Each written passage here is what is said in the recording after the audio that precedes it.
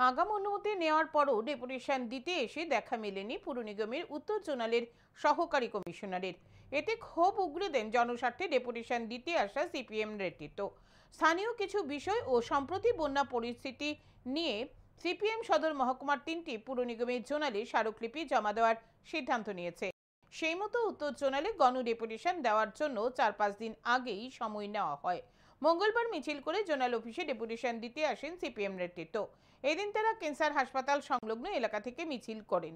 মিছিলে ছিলেন বিধায়ক সুদীপ সরকার, সিপিএম নেতা অমল চক্রবর্তী, কৃষ্ণা মজুমদার, সুজিত দেব, বিটন দাস সহ অন্যান্যরা। অভিযোগ, তারা এসে দেখেন অ্যাসিস্ট্যান্ট কমিশনার অফিসে নেই। অফিসের 2 কর্মীকে দায়িত্ব দিয়ে গেছেন স্মারকলিপি রেখে দেওয়ার জন্য। এতে ক্ষোভ ছড়িয়ে পড়ে সিপিএম নেতৃত্বের মধ্যে। তারা অ্যাসিস্ট্যান্ট কমিশনারের ভূমিকায় ক্ষোভ উগরে দেন। তারা জানান, যতক্ষণ জোনালের সহকারী কমিশনার না আসবেন ততক্ষণ তারা বসে থাকবেন অফিসে।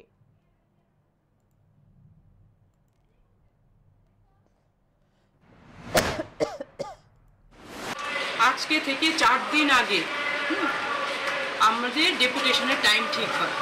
আসলে সদর মহকুমার 3টি জোনেই এই ডেপুটেশন দেওয়া হবে বিভিন্ন স্থানীয় ইস্যুতে এবং পাশাপাশি বন্যা কবলিত এলাকাগুলিতে বিভিন্ন সমস্যা নিয়ে আজকে এই ডেপুটেশন। তারই অংশ হিসেবে আমরা আজকে এখানে ডেপুটেশন দিচ্ছি।